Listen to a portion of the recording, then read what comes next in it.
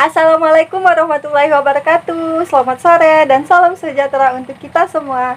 Perkenalkan, nama saya Alda Faradiba, mahasiswa program studi pendidikan guru sekolah dasar, Fakultas Ilmu Pendidikan Universitas Trunojoyo Madura.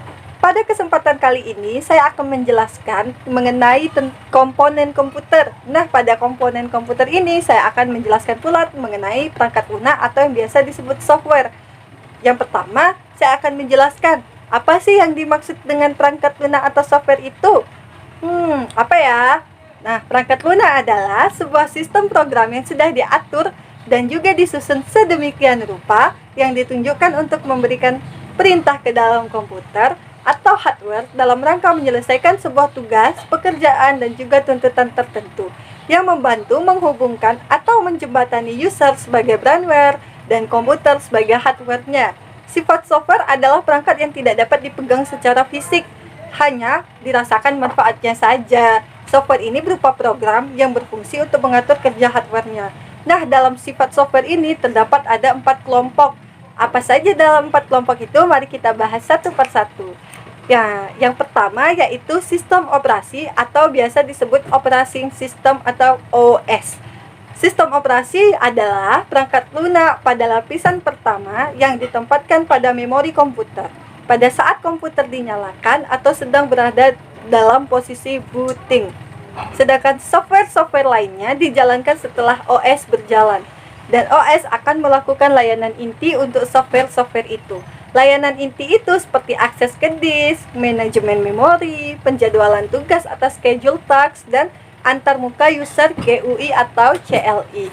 Nah, pada OS tersebut juga terdapat beberapa fungsi. Yang pertama yaitu menjalankan program aplikasi, menjalankan program utility, mengelola file, menjalankan mode batch atau memupuk data sebelum diolah, memberikan layanan pencetakan data di layar dan printer, serta menyimpan data di file.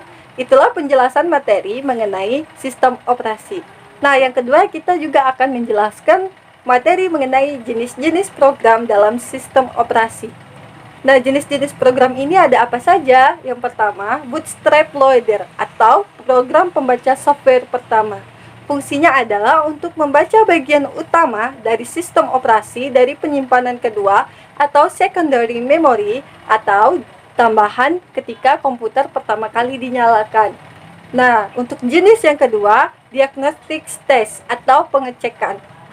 Fungsi pada pengecekan ini adalah melakukan pengecekan terhadap jalannya komponen-komponen dari sistem komputer seperti pengecekan terhadap RAM dan disk drive. Sebagian dari program pengecekan ini berada pada ROM dan akan secara otomatis beroperasi pada saat komputer pertama kali dinyalakan.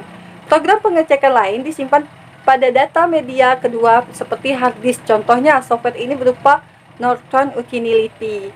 Nah, yang ketiga yaitu operating system eksekutif atau pengendali operasi. Fungsinya mengendalikan jalannya sistem komputer seperti menjalankan program dan mengirimkan perintah ke hardware. Nah, yang terakhir nih ada BIOS atau Basic Input atau Output. BIOS ini atau program pengendali peralat input atau output memiliki fungsi membaca karakter dari keyboard, menulis karakter pada layar monitor, menulis karakter pada printer, menentukan apakah printer sedang sibuk atau tidak, membaca sektor disk pada disk drive tertentu. Nah, itulah penjelasan materi mengenai perangkat lunak dari saya. Semoga bermanfaat untuk kalian semua. Terima kasih. Wassalamualaikum warahmatullahi wabarakatuh.